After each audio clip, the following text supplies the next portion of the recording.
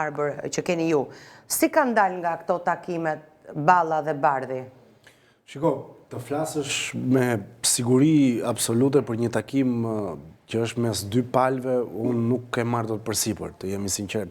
Në përgjithësi janë takime periodike që zyrtarët amerikanë i kanë bërë gjatë gjithë periudhës së kohës kur fillon sesioni parlamentar. I kanë bërë edhe në shtator, kur ka filluar sesioni i ri parlamentar, dhe i bëjnë edhe tani. E kanë bërë dhe në nëntor. Dhe në nëntor, kur ka patur çështje të rëndësishme.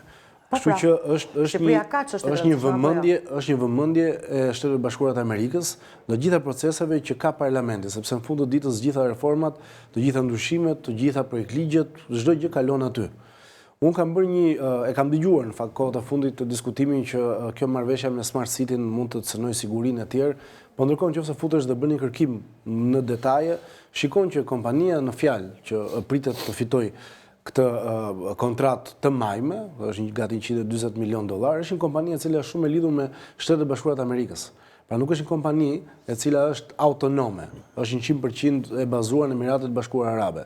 Madje se njerëzit edhe e harrojnë, kohët e fundit Shtetet e Bashkuara të Amerikës, vetë presidenti Trump është angazhuar duke i dhënë të drejtën Katarit që të prodhojë qipa të një teknologjie shumë të lartë avancuar, por gjithmonë një mbikëqyrje shumë të rreptë të amerikanëve.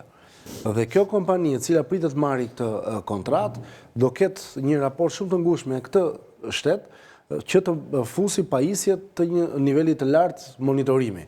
Kështu që unë besoj që ky diskutim që ka dalë nuk është shumë i saktë, sepse kur shikon detajet, del që mbrapa ata janë një filial, ndoshta edhe amerikan, në lindjen e mesme. Kolegu tha që e ka të sigurt informacionin e tij. Nuk e kam me Eldari, nuk po them atë që kam lexuar unë. Çfarë informacioni kam unë, që e kam informacion zyrtar nga kërkimet e mia në rrjetet. Jo, kisha fjalën për atë çka është diskutuar në takim. Dhe unë nuk besoj që Shtetet e Bashkuara të Amerikës, pra presidenti Trump i jep të drejtën Katarit të prodhojë qipa të teknologjie të lartë gjithmonë në monitorimin amerikan dhe të jetë i pakënaqur me një shtet i cili lidhet me një kompani që në fund ditës është në ndeg e kompanive amerikane dhe punon edhe me Microsoftin. Për shembull, po të shikosh të dhënat, kjo kompani është shumë e lidhur me Microsoftin. Huawei e Kinës kishte prodhimin më të madh. Huawei nuk kishte fare aty. Jo, kishte se po është Intel edhe Nvidia.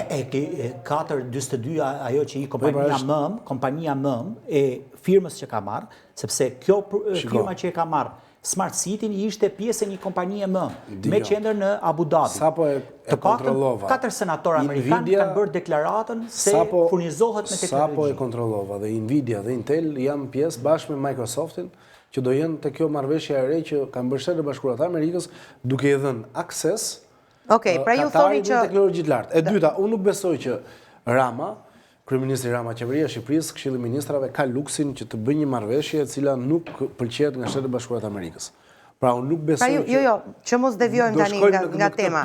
Pra ju mendoni që ky takim ka në qendër të vëmendjes Smart City-n apo marrëveshje të kësaj natyre, apo ka në qendër të vëmendjes këto aferat e mëdha që po trondisin gjithë shqiptarët edhe që ndërlidhen kushtësisht me këtë qeveri. Janë për të diskutuar do ta ndjekim pak edhe linjën logjike kush i ndjek amerikanët. Pjesa e stafit të